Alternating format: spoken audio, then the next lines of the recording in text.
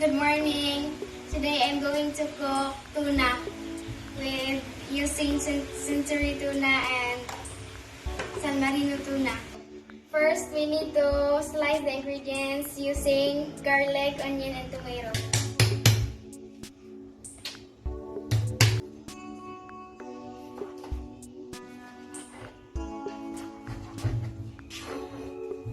We're gonna start to cook.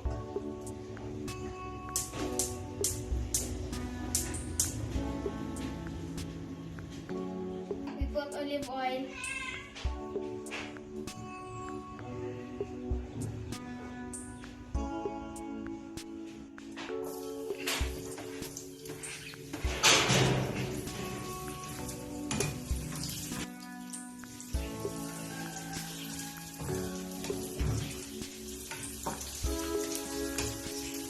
Garlic.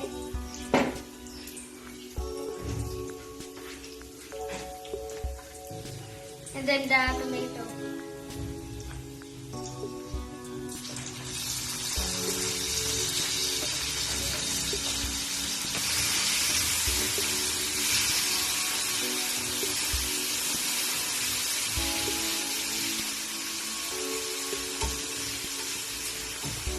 And next we put the tuna.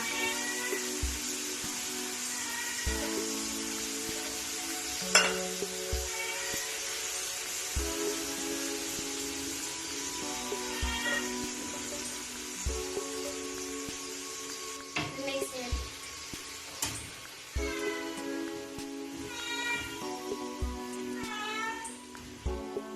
And then we leave it to cook 2 minutes. We put a little bit of seasoning.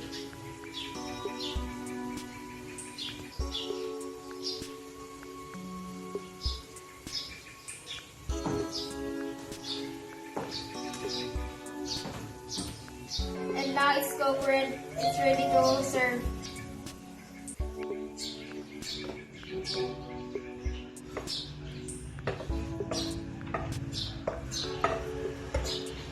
Everyone, this is my homemade tuna.